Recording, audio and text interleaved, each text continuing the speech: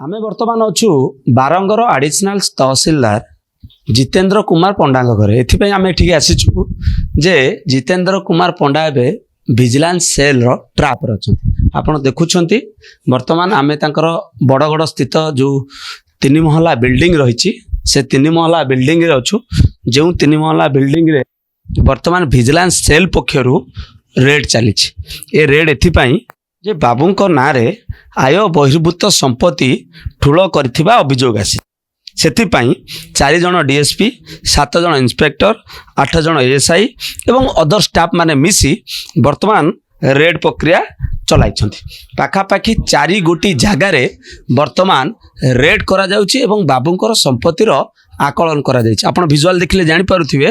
बाबू को घरु एक कालीन 6,20,000 टंका मध्य विजिलेंस टीम जब्त करछि। एथि सहित पुला पुला सुना मध्य जब्त करा जाइछि। तबे जेतेबेले अतिरिक्त तहसीलदार बाबूंको नारे आय बहिर्भूत संपत्ति ठूल करिथिबा अभियोग आसिला सेतेबेले विजिलेंस रो टीम तांको ऊपर नजर रखिथिला एवं आज सखाळु एक कालीन 4टी जगार जेतेबेले विजिलेंस टीम छापा मारिछि सेतेबेले बाबूंकर संपत्तिर तालिका प्रस्तुत करा जाय जहाँ प्राथमिक सूचना रही बाबू तांकर जो कला टंका को जमी किना एवं घर किनारे लगाई देइछंती सेथिपाई गुरुत्व कागज पत्र वर्तमान विजिलेंस टीम सबु कागज पत्र को तन्न तन्न करके जांच करा जाउछि। पाखापाखी 4 गोटी जगार जेहेतु रेड करा जाउछि आपण देखुछंती विजिलेंस सेल रो टीम वर्तमान सबु कागज पत्र को जांच करा जाउछि एवं बाबू एठी रुहंती बड़गड़ अंचल रो ए जो एरिया रहिछि गोपालुनी नगर बाबूंकर एठी 3 बीएचके घर रहिछि एवं जो 3 बीएचके घर रे बाबू एठी रुहंती बारंगर आडिशनल तहसीलदार भाव से कार्यरत अछंती एवं जितेंद्र कुमार पंडा जे कि दीर्घ वर्ष धरी वर्तमान ई आय जो कला टंका रे पूरा टंका खाई खाई पूरा पूरा मजबूर हो जाइतले एवं से कला टंका को से जमी किनिबा घर किनिबारे सब व्यवहार करिसंती एवं जेतेबेले विजिलेंस टीम तांको ऊपर नजर रखुची सेतेबेले 4 गोटी जगह एक कालीन रेड चलीछि एवं रेड परे पुला पुला टंका बाबूंको घरु जब्त होइछि एथि सहित खेलना बंधुक मध्य गोटे जब्त करा जाइछि एवं कुहा जाउछि जे प्रश्न उठुछि ए खेलना बंधुकटी बाबू कोन पे घर रखथिले कोन आवश्यकता पड़िथिला जे खेलना बंधुकटी बाबू ए घर भितर शौक हिसाब रे रखिथिले तेणु करी जेहेतु विजिलेंस टीम वर्तमान तांको ऊपर दीर्घ दिन धरि नजर रखिथिला एवं विजिलेंस सेल पक्षरु आज सखाळु एककालीन भाव रे रेड करा जाउछि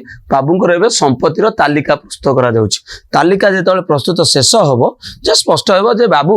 आय ठारू केते एते टंका उपार्जन करिसंती जहा फल रे कि से एते अमाप संपत्तिर मालिक होई परछंती एवं जेतेबेले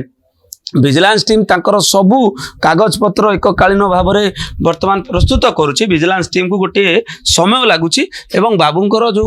जो रही जो संपत्ति रही जदि संपत्तिर आकलन सेतेबेले जना पड़ो जेतेबेले संपूर्ण भाव में तांकर संपत्तिर तालिका प्रस्तुत करा जिवो। आपण देखुछंती चूना सुना हार ठू आरंभ करी कानर ठू आरंभ करी कंकण पर्यंत एवं पुला पुला 500 टंकिया बंडल मध्य बाबूंको घरु ए पर्यंत जब्त करा जायछि एवं बाबू एबे विजिलेंस ट्रैप रे अछंती विजिलेंस टीम तांकर घरे एबे तन्न तन्न करी जांच करिबा परे बाबूंकर समस्त संपत्तिर आकलन करा जाउछि एवं ए आकलन प्रक्रिया रे जदि आपण देखिबे ए आकलन प्रक्रिया रे बछा बछा ऑफिसर माने ए आकलन प्रक्रिया रे रहिछंती जो माने कि बाबूंकर सब संपत्तिर तालिका माने जांच करूछंती एवं जो रेड प्रक्रिया रे हमर देखिबे